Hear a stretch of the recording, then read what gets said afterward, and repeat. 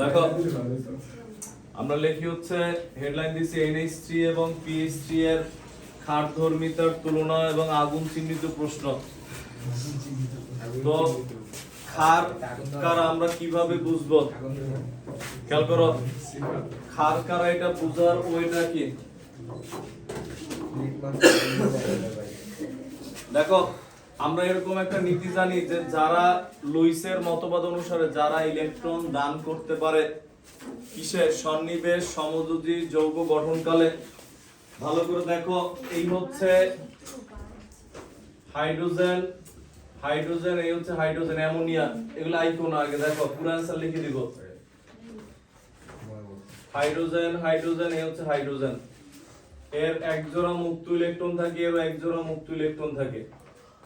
কেন? কারণ ফসফরাসের শেষ কক্ষপথ ইলেকট্রন 5টা, নাইট্রোজেনেরও শেষ কক্ষপথ ইলেকট্রন কয়টা? 5টা।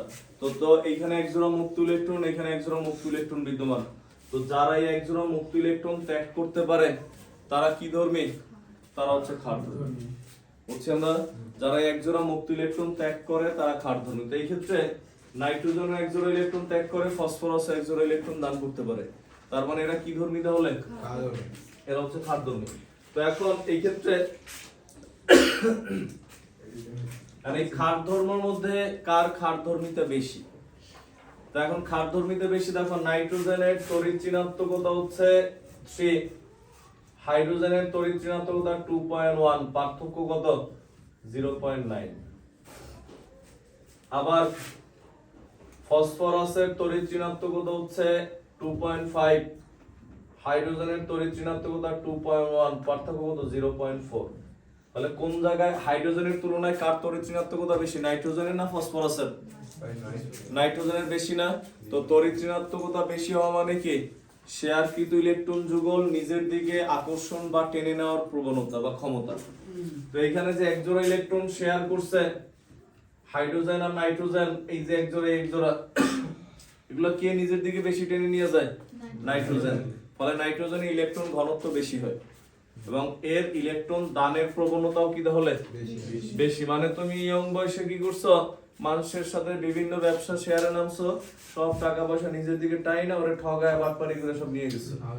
আমি যখন বয়স হয়েছে তখন চিন্তা করছো যে এখন কি করার, এখন তো খালি মনে করো যে মৃত্যুর ভয় ঢুকে গেছে, তখন বিভিন্ন জায়গায় দান করতেছো। কারণ কি? তোমার টাকা পয়সা ঘনত্ব তোমার কাছে বেশি, টাকা পয়সাটা হচ্ছে এখানে ইলেকট্রন। বুঝছো?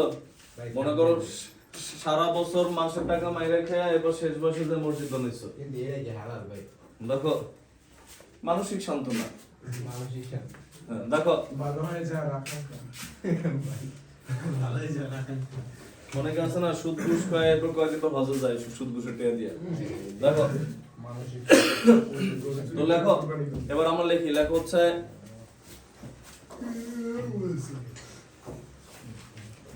হচ্ছে লুইসের মতবাদ অনুসারে,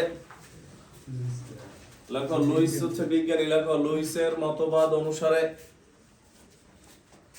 ইলেকট্রন দানে সক্ষম, লুইসের মতবাদ অনুসারে ইলেকট্রন দানে সক্ষম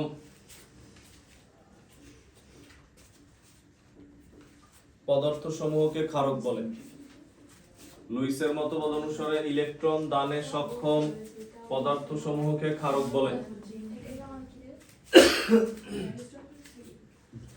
ইলেকট্রন দানে সক্ষম পদার্থ সমূহকে ক্ষারক বলে।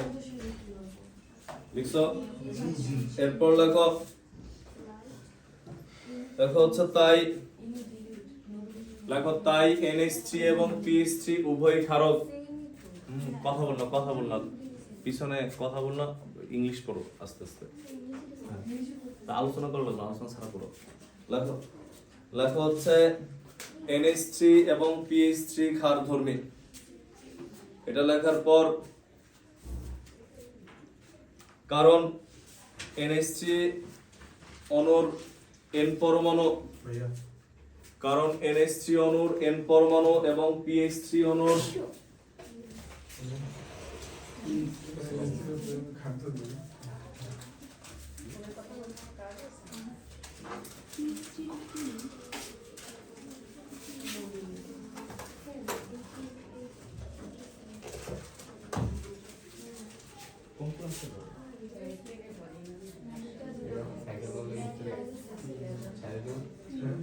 কিন্তু সাইকেল লাগে গার্জেন এনো কি কেউ সাইকেল লাগে ফেলে গার্জেন আমি তো ভয় লাগে আছে তো ভাই বলি যে এত আরে বলে দিয়ে এত বড় জীবনে আন্দোলন নাম অবশ্যই তারপর আপনি কল ওই যে মনে করতেছে শাহবাগী আন্দোলন হ্যাঁ তুই এটা চুপি না হবা দেখো লেখো NH3 অণুর N পরমাণু এবং PH3 অণুর P পরমাণুর উপর NH3 অণুর N পরমাণু এবং PH3 অণুর P পরমাণুর উপর মুক্ত ইলেকট্রন জোড় থাকে মুক্ত ইলেকট্রন জোড় থাকে এবার হচ্ছে এই এই কাঠামো দুইটা আঁকো যে এটা আর এটা এগুলো লেখা লাগবে না শুধু এটা আঁকবে আর এটা আঁকবে এই দুইটা আঁকো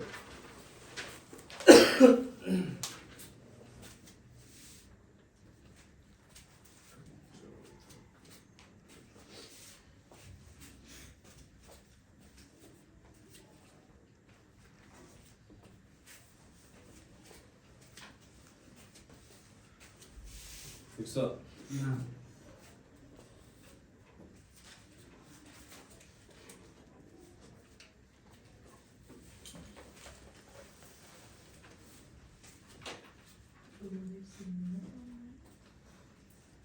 বৈশাখী গই স্যার ওরা নাকি একটু অসুস্থ আমরা যেটা বানাই বলে শাসন না স্যার আসলে ওরা বলছে এরপর আমরা লিখি এটা লেখার পরে এটার নিচে আমরা লিখি ফসফরাসের চেয়ে লেখো ফসফরাসের চেয়ে নাইট্রোজেনের তড়িৎ ঋণাত্মকতা বেশি ফসফরাসের চেয়ে নাইট্রোজেনের তড়িৎ ঋণাত্মকতা বেশি কোশ্চেন না শেষ তো এটা অ্যান্সার ছবির নিচে লেখো ফসফরাসের চেয়ে নাইট্রোজেনের তড়িৎ ঋণাত্মকতা বেশি দেখো এরপর লেখো তাই নাইট্রোজেনের আকর্ষণে ইলেকট্রন সমূহ তার দিকে স্থানান্তরিত হয় তাই নাইট্রোজেনের আকর্ষণে ইলেকট্রন সমূহ তার দিকে স্থানান্তরিত হয় তার দিকে স্থানান্তরিত হয় দেখছো এরপর লেখো ফলে ফসফরাসের তুলনায় নাইট্রোজেন পরমাণুতে ইলেকট্রন ঘনত্ব বেশি হয়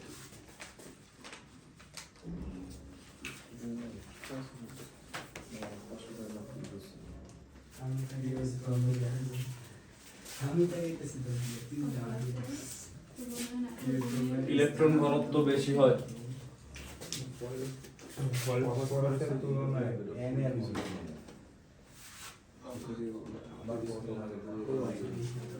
ফসফরাসের তুলনায়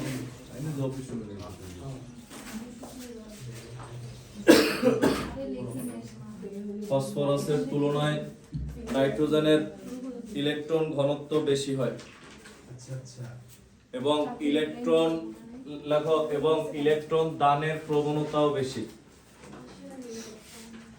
ইলেকট্রন দানের প্রবণতাও বেশি স্যার কি আসছে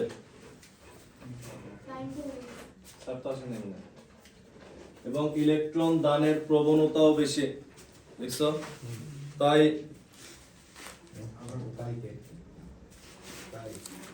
PH3 অপেক্ষা NH3 অধিক ক্ষারধর্মী ফসফিন তাই PH3 অপেক্ষা NH3 অধিক ক্ষারধর্মী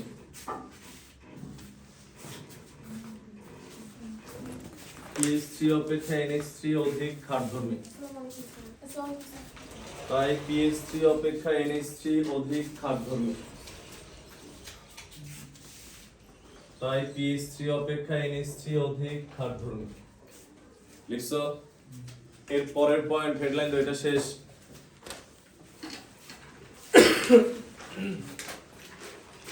এর পরের পয়েন্ট হচ্ছে কত নম্বর লেখো P2O5 নিরোধক P2O5 নিরোধক P2O5 নিরোধক। নিরোধক নিরোধক মানে হচ্ছে কি, লেখো যে সকল পদার্থ, নিচে লেখো যে সকল পদার্থ পানির প্রতি তীব্র আকর্ষণের কারণে, যে সকল পদার্থ পানির প্রতি তীব্র আকর্ষণের কারণে অন্য পদার্থ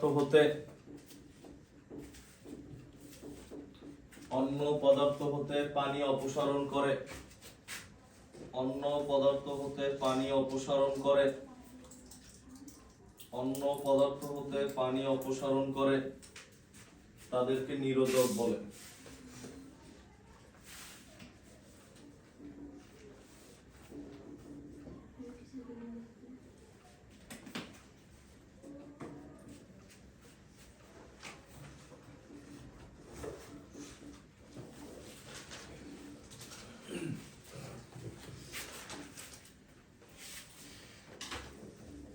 লিখছো, তাদেরকে নিরোধক বলে।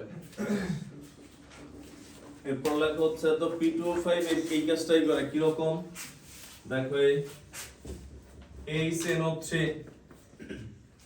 এর মধ্যে P2O5 যোগ করছো, এখান থেকে এই যৌগ থেকে এখনো পানি বের করে নিয়ে যায়,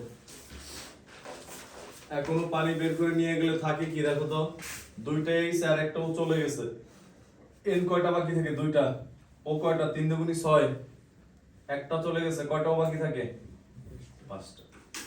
মানে এ কোনো বিক্রিয়া করে নাই, কি করছে, যৌগ থেকে পানি এখনো পানি বের করে নিয়ে গেছে, এখানে P2O5 কে নিরোধক। বিক্রিয়া লেখো।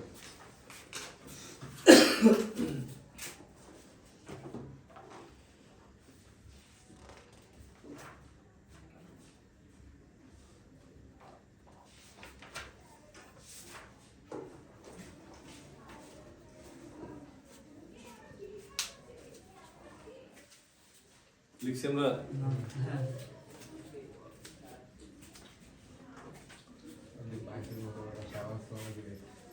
এরপরে লেখো নেক্সট, পরের পয়েন্ট দিয়ে হেডলাইন দাও, বাংলায় লেখো, বানান করে লেখো নাইট্রোজেন, বানান করে লেখো নাইট্রোজেন, নাইট্রোজেন N2 রূপে, নাইট্রোজেন N2 রূপে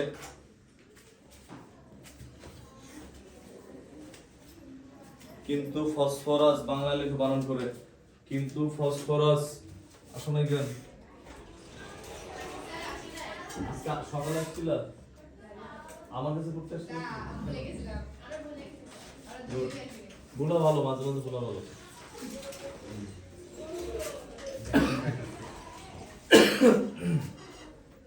নাইট্রোজেন N2 রূপে কিন্তু ফসফরাস P4 রূপে অবস্থান করার কারণ, ফসফরাস P4 রূপে অবস্থান করার কারণ, নাইট্রোজেন N2 রূপে কিন্তু ফসফরাস P4 রূপে অবস্থান করার কারণ। এবার আমরা দেখি কেন এরকম হয়, ভালো করে বুঝে আমি লিখে দেব, এটার পাশে 3 স্টার দিও।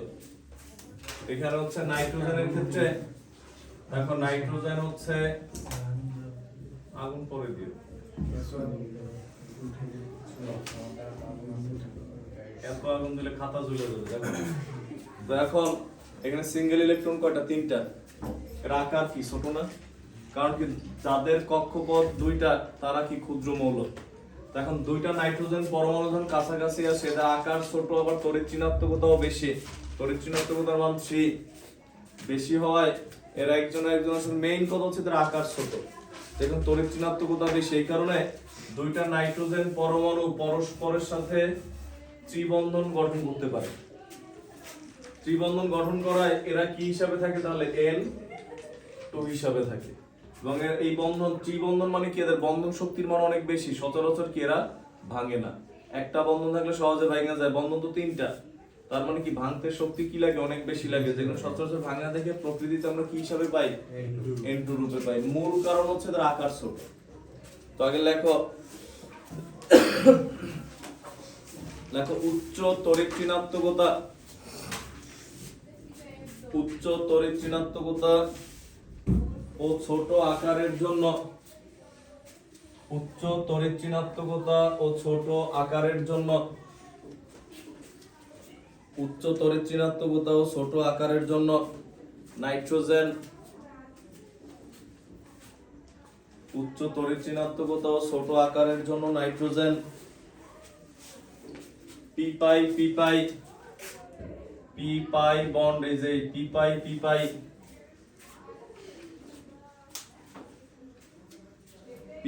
পি পাই বহু বন্ধন গঠনে সক্ষম পি পাই বহু বন্ধন গঠনে সক্ষম তাই নাইট্রোজেন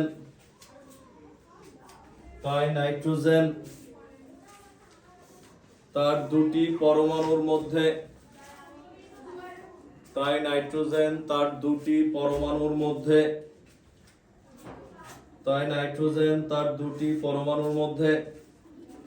ত্রিবন্ধন গঠনের মাধ্যমে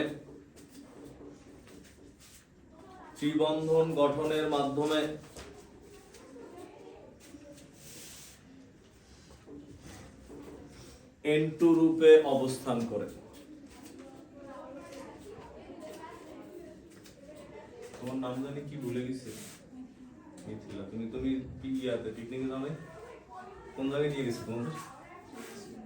এই এখানে কমন প্লেস, সবাই জানে। সবাই ভালো সুন্দর জায়গা।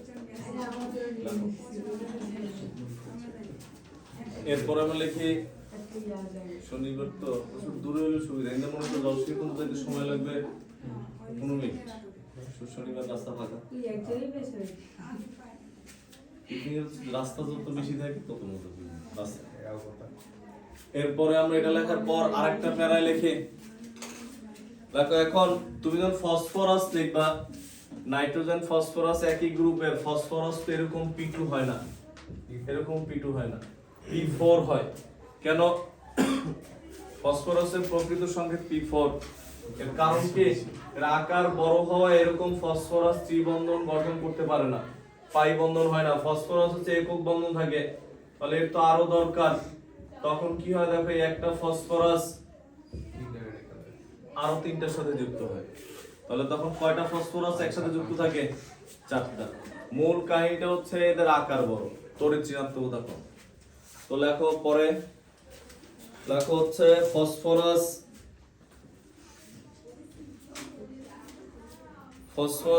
4 পরমাণু অনুরূপে, লেখো ফসফরাস 4 পরমাণু অনুরূপে একক বন্ধনের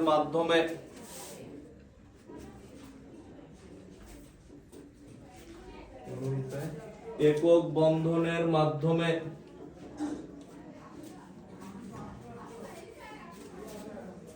অবস্থান করে। কারণ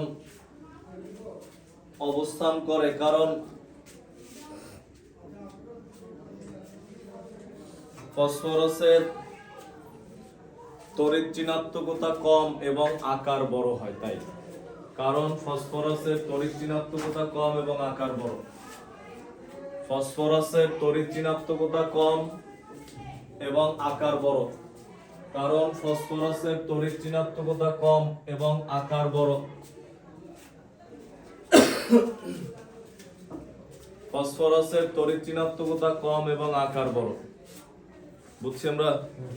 হ্যাঁ,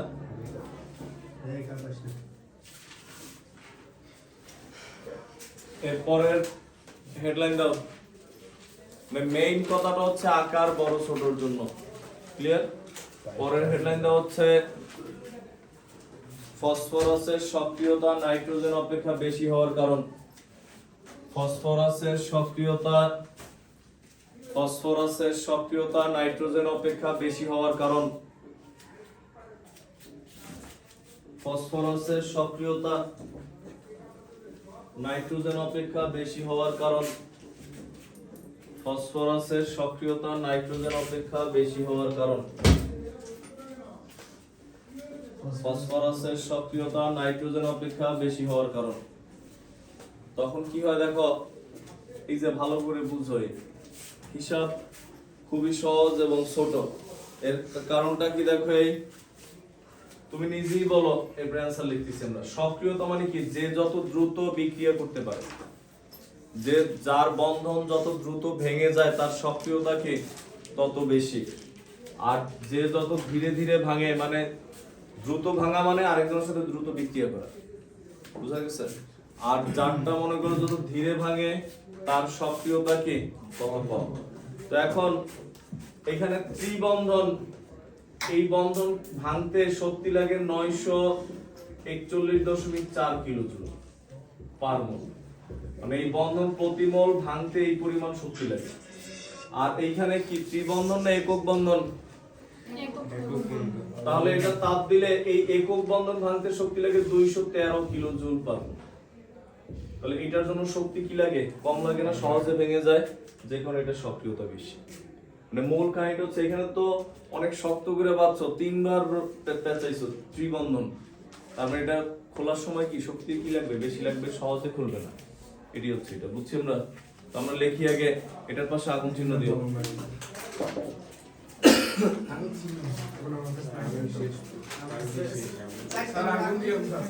আগুন চিহ্ন দিতে বলি আগুন দিও। তোমাদের আগুন চিহ্ন মেট্রো রেলে গেছে কেন? মেট্রো রেলের মধ্যে মারা দেখছি। আমি দেখছিলাম স্যার মেট্রো রেলে মারা। দেখো লেখা হচ্ছে, লেখো এটার নিচে আমরা লিখি হচ্ছে ফসফরাসের সক্রিয়তা নাইট্রোজেন অপেক্ষা, এটাই দেখো। তো এটার নিচে লেখো নাইট্রোজেন দ্বিপরমাণুক অনুরূপে, লেখো দিদিছি কেচি দিদিছি, আগে লেখো নাইট্রোজেন দ্বিপরমাণুক অনুরূপে অবস্থান করে। নাইট্রোজেন দ্বিপরমাণুক অনুরূপে অবস্থান করে। নাইট্রোজেন দ্বিপরমাণুক অনুরূপে অবস্থান করে লিখছো। এরপর লেখো দুটি এন পরমাণুর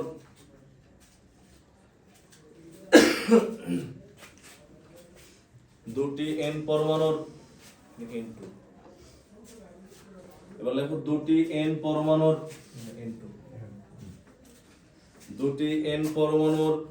মধ্যে উপস্থিত, দুটি এন পরমাণুর মধ্যে উপস্থিত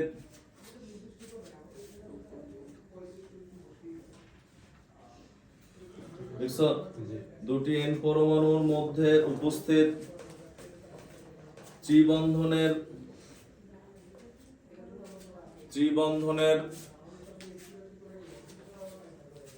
বন্ধন বিভাজন এনথালপি, বন্ধন বিভাজন শক্তি লেখো। ত্রিবন্ধনের বন্ধন বিভাজন শক্তি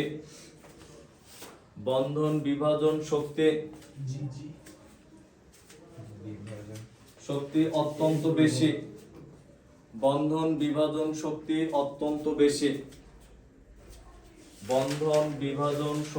অত্যন্ত বেশি। ব্র্যাকেটে লেখো 941.4 কিলোজুল পার মোল।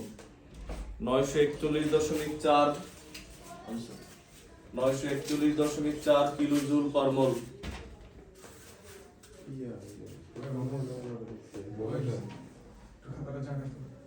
তারপরে দেখো আসেনি নাকি, গেছে দাঁড় করো, তাহলে তো দেখি 900। হ্যাঁ, মোবাইলে কি সমস্যা?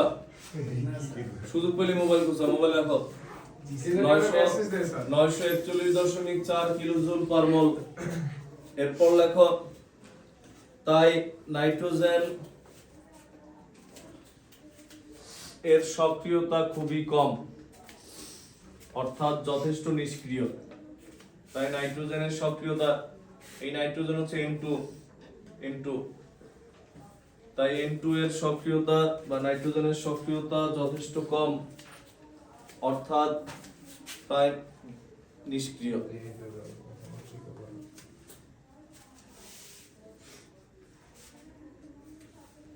ওইখানে না দিলেও চলতো। আচ্ছা বাংলা লেখা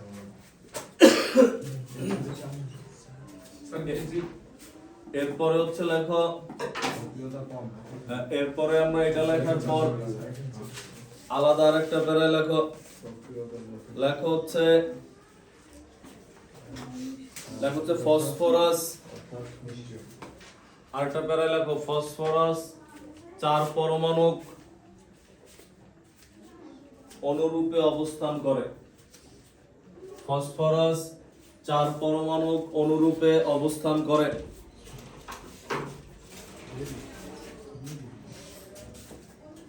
ফসফরাস 4 পরমাণু অনুরূপে অবস্থান করে।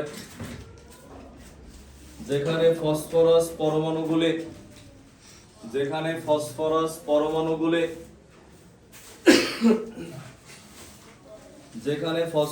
পরমাণুগুলি একক বন্ধন গঠনের মাধ্যমে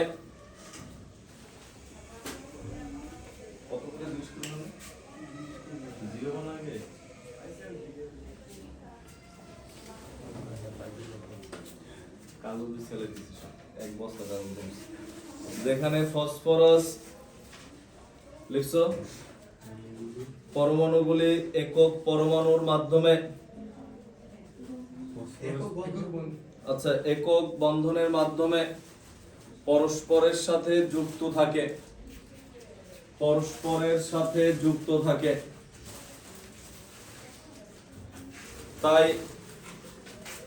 তাই পি বন্ড পি একক বন্ধন দুর্বল হয়। তাই পি বন্ড পি একক বন্ধন দুর্বল হয়। তাই পি বন্ড পি একক বন্ধন দুর্বল হয়। তাই পি বন্ড পি একক বন্ধন দুর্বল হয়। ব্র্যাকেটে লেখো 213 কিলোজুল পার মোল। ব্র্যাকেটে লেখো 213 কিলোজুল পার মোল।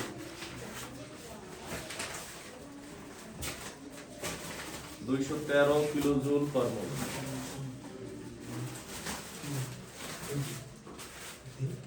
ব্র্যাকেটে লেখো 213 কিলোজুল পার মোল। লিখছো? জি স্যার। এরপর লেখো ফলে ফসফরাস নাইট্রোজেন অপেক্ষা যথেষ্ট ফলে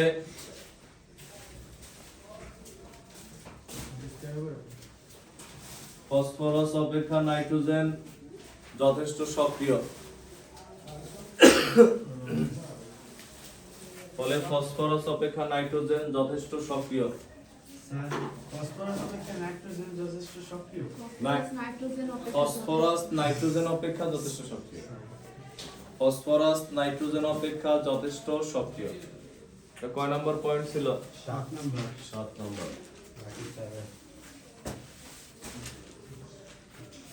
এরপরে বড় করে হেডলাইন দাও, গ্রুপ 16 এর মৌলের ক্ষেত্রে।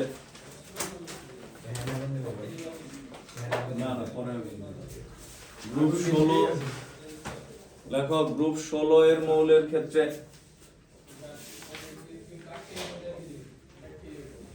মানে মূলত ব্লক কেমিস্ট্রির ম্যাক্সিমাম কোশ্চেনই আসে 14, 15, 16 এই তিনটা থেকে। তো গ্রুপ 16 এর মৌলের ক্ষেত্রে তুমি 1 নম্বরেই হেডলাইন দাও, নাম্বার 1 সালফারের সাথে ফ্লোরিনের যৌগ গঠন। সালফারের সাথে ফ্লোরিনের যৌগ গঠন।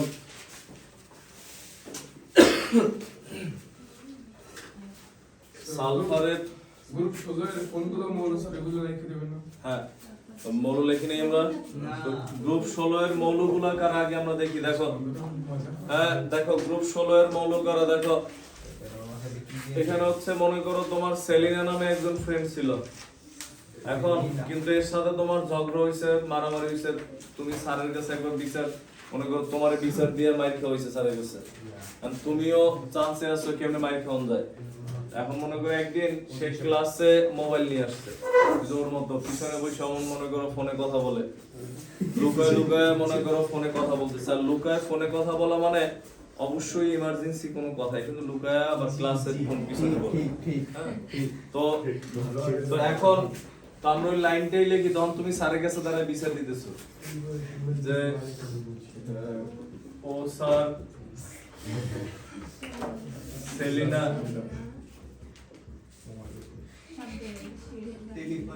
টেলিফোনের ফুসফাস লাভ।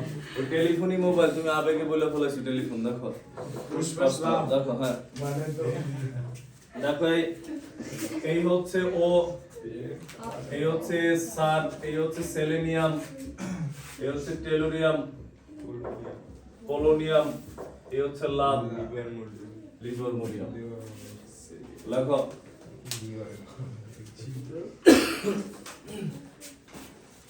এর হচ্ছে গ্রুপ 16 এর মৌল।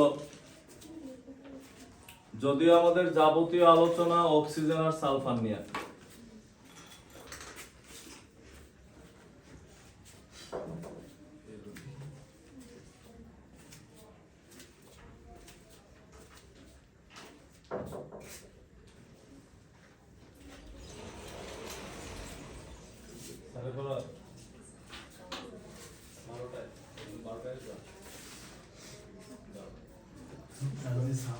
পুষ্পাস লাভ।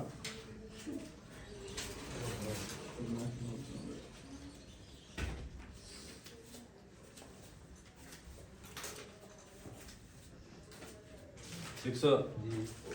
এবার 1 নাম্বার দিয়ে লেখো সালফারের সাথে ফ্লোরিনের যৌগ গঠন।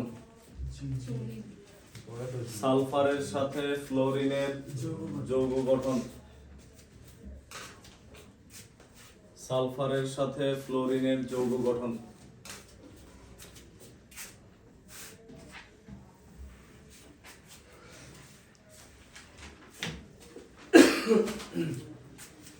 তো সালফারের সাথে ফ্লোরিনের যৌগ গঠনে কি ঘটে আমরা যদি দেখি, দেখো সালফার কত 16, ইলেকট্রন বিন্যাস করলে 1s2 2s2, তুমি পরে লিখো 2p6 3s2 3p4। যদি আমরা ভেঙে লিখি 1s2 2s2 2p6 3s2 3px 3py 3pz কত হবে 2 1 1। তো সালফারের যোজনী কত? যেই কটা সিঙ্গেল ইলেকট্রন ওইটা কি তার যোজনী। তার মানে এখানে সালফারের যোজনী কত 2। সিঙ্গেল ইলেকট্রন কয়টা? দুইটা না, যে কোনো যোজনী 2। এই সালফারকে যদি তাপ দাও, উত্তেজিত করলে এক্সাইটেড অবস্থায়, তখন কি হয় যে 3px থেকে একটা ইলেকট্রন কোথায় যাবে? 3d তে যাবে। কারণ কি তোমার 3 নং কক্ষপথে কি থাকে? ফাঁকা d অরবিটাল থাকে। তখন কি হয় 1s2 2s2 2p6 3s2 3px1 3py1 3pz1 3dxy1। Single electron কয়টা? 4টা। তার মানে সালফারের যোজনী কত? 2 আর কত? 4। বুঝছি আমরা? যদি আরো তাপ দিলে আরো ব্যবস্থা আছে। এর যদি আমরা আরো তাপ দেই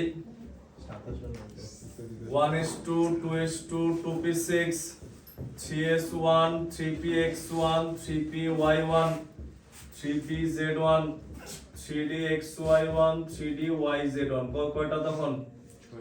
যোজনী 6। যে কোন সালফারের যোজনী কত হয়? 2 4।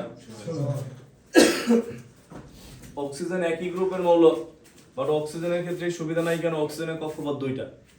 2 নং কক্ষপথে কি থাকে না? ফাঁকা d অরবিটাল থাকে না। যে কারণে অক্সিজেন এই যে দেখো, আমরা যদি সালফারের সাথে এই যে SF2 ফ্লোরিনের ইলেকট্রন বিন্যাস করি 9 1s2 2s2 একবারে ভাঙে লিখি 2px2 2py2 2pz1। শেষ কক্ষপথে কয়টা ইলেকট্রন? তাহলে একটা ফ্লোরিনের একটা ইলেকট্রন দরকার। আমি সালফার বলতেছি আমার লাগবে 2টা। তাহলে কয়টা ফ্লোরিন লাগবে? 2টা ফ্লোরিন একটা একটা করে শেয়ার করে। এটার সাথে শেয়ার করলে কয়টা লাগবে? 4টা ফ্লোরিন। এটার সাথে শেয়ার করলে কয়টা হবে? 6টা। বুঝছি আমরা? তখন কি হয় দেখো, SF2 SF4 আর হচ্ছে SF6, মানে সালফার ফ্লোরিনের সাথে যুক্ত হয়ে 3 ধরনের যৌগ গঠন করে। এই হচ্ছে সালফার, 2টা ফ্লোরিন যুক্ত হয়ে কি হইছে? SF2। এই হচ্ছে সালফার, 4টা ফ্লোরিন যুক্ত হয়ে কি হইছে? SF4। এই হচ্ছে সালফার,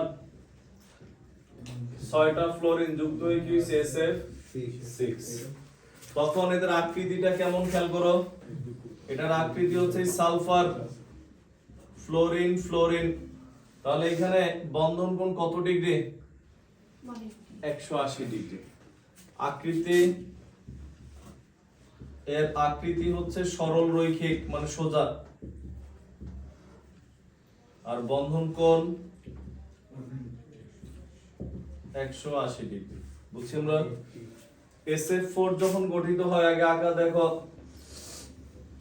আগে একটা বর্গক্ষেত্র এঁকে নিবা, ঠিক মাঝখানে সালফার, চার কোণায় ডট ডটও থাকবে ফ্লোরিন। কোণের মান কত ডিগ্রি? 90 ডিগ্রি। তখন এর আকৃতি সমতলীয় বর্গাকার,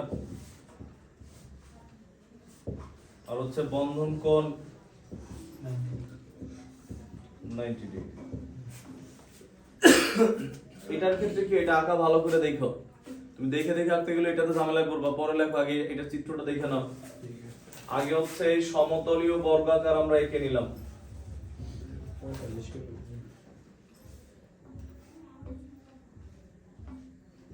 চারটা ফ্লোরিন, 6টা ফ্লোরিন, আর একটু উপরে একটু বড় করে দিবা, আর এই নিচে একটা ফ্লোরিন। বুঝছি আমরা? তো এখন ধর এরপর আঁকা শেষ হয় এই চিত্র, যে স্যার একটু সহজই, সহজ তো আমিও জানি। দেখো উপরের এই বিন্দু তো একদম এই কোণাকুনি এই দুই বিন্দু যোগ করবা। বুঝছি আমরা কি করছে? উপরের বিন্দু থেকে কোণাকুনি দুই বিন্দু যোগ, আবার এই নিচের এই বিন্দু থেকে কোণাকুনি এই দুই বিন্দু যোগ, ডট ডট দিয়া। বুঝছি আমরা কি করছে? জি জি এরপরে হচ্ছে এই কোণাগুলা যোগ, দেখো এই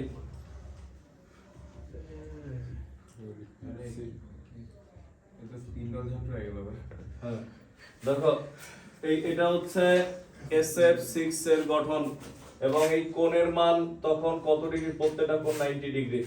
এটার আকৃতি অষ্টতলকীয়, অষ্টতলকীয় বন্ধন কোণ 90 ডিগ্রি। বুঝছি আমরা? জি জি এই টাইপের অক্সিজেন শুধু এইটা গঠন করতে পারে OF2, কারণ অক্সিজেনের ইলেকট্রন বিন্যাস করলে এগুলো লেখো, অক্সিজেনটা দেখো মনে পড়ে। আগুন চিহ্ন দিছিল তো 1 নম্বর পয়েন্টের পাশে, না এটা মনে গেল। ভালো ভালো হয়ে গেছে